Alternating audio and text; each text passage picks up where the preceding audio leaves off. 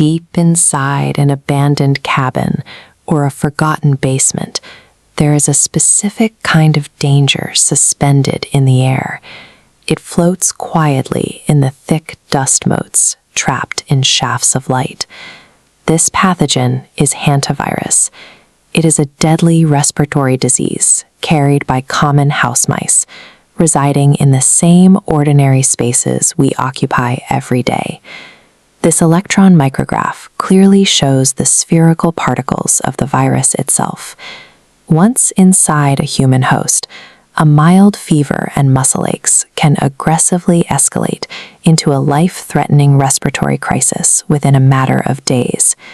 Surviving this microscopic hazard requires tracing exactly how it operates.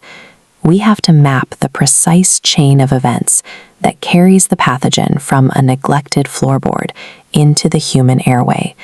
Because this virus operates as a highly mechanical biological system, and breaking down the steps of that system is exactly how we dismantle it. This image shows the starting link in that chain, the common deer mouse. Along with several other wild rodent species, they act as primary hosts. The virus lives comfortably inside these rodents without harming them.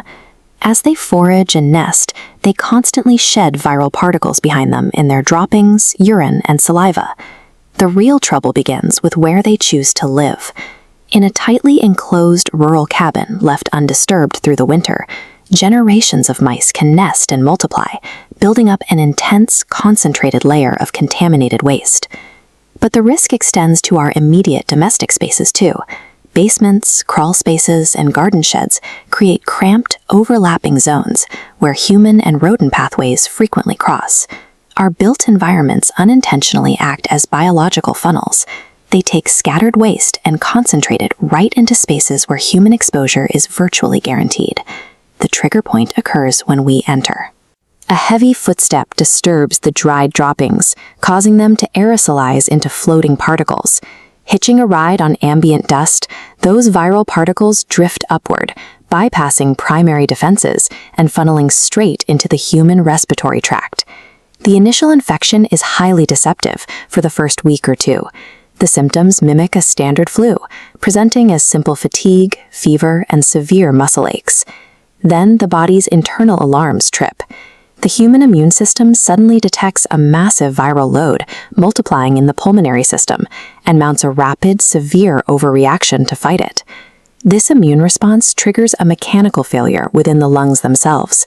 The tiny blood vessels, or capillaries, become highly permeable and begin rapidly leaking fluid into the air sacs.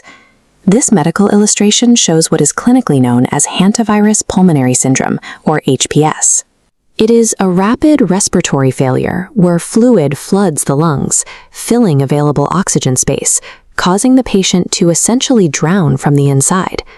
The virus achieves its lethality by weaponizing the host's own immune response, triggering a self-inflicted shutdown of the respiratory system.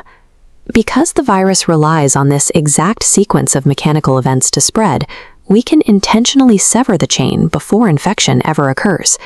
The single most critical rule is to never sweep or vacuum dry rodent droppings. The suction and exhaust of a vacuum actively generate the exact aerosolized cloud we need to avoid. Step 1 of safe intervention is airflow. You must open all doors and windows to cross-ventilate a high-risk space for a minimum of 30 minutes before starting any work. Step 2 is establishing a physical barrier. Mandate the use of personal protective equipment, specifically heavy rubber gloves and a high-quality respirator mask to shield your skin and airway. Next, Step 3 neutralizes the pathogen entirely. Spray the contaminated area heavily with a commercial disinfectant or a 10% bleach solution and let it soak in completely. Finally, perform a safe removal. Use wet paper towels or a wet mop to gently wipe up the neutralized waste, ensuring that no dry dust is disturbed in the process. By replacing the friction of dry sweeping with calculated wet cleaning, we eliminate the aerosolization step. We sever the chain of infection and dismantle a deadly prat hiding in the shadows of our own homes.